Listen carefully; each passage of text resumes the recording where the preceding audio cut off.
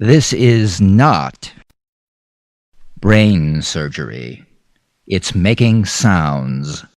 It's learning to make sounds very well and connect them together nicely. Something as simple as the sound air has a name like neutral diphthong, but learning the name is not important. For example, when I look at a picture book of pretty flowers, I don't worry about remembering the Latin name for the plant, but I'm glad to know that it's there on the page. I'm glad to know this is a Campanula rotundifolia. Also, the structure of this program is large, but don't be intimidated by that. If I took you to see a roller coaster, you could say, look at the size of it. The twists, the turns, the hills. Think of the mathematics, the geometry, the engineering. Or you could just buy a ticket and enjoy the ride.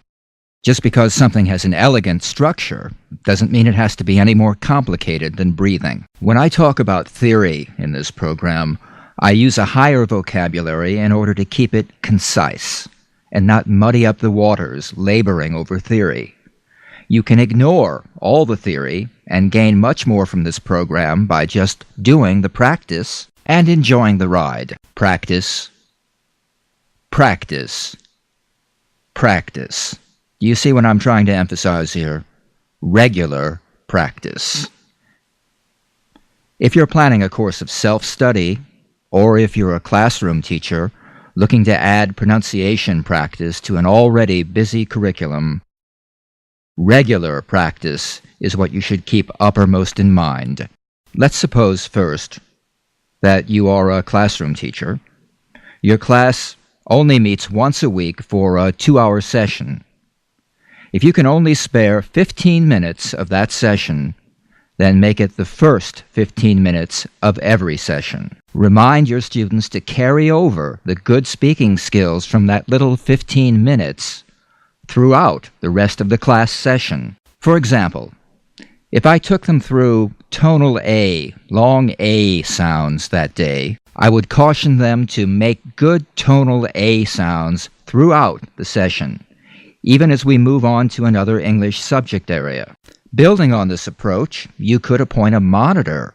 Have 1 or 2 students keep an ear peeled throughout the session and ask for a correction whenever they hear a student mispronounce table as tebble, agent as agent, save as sev. This frees up a part of your attention and at the same time builds awareness in your students. Teachers, while we're talking about your attention, when the DVD is playing, it acts as the master teacher, freeing you to become a side coach. Move around the class and give your students individual attention. Listen to the sounds they're producing. Check for good physicalization. Now, regarding the independent student engaged in self-study, the only thing important is to get in the physical practice of producing the sounds. Think of these programs as exercise videos, and be creative. You could even play your own music in the background. Most programs are simple enough that you can even divide your attention, multitask, especially as you become familiar with the course. Practice while you're making dinner. Practice while you're exercising. Practice while you're practicing your golf swing. Stay relaxed, but energized. Be sure you feel the lip shapes and points of vibration.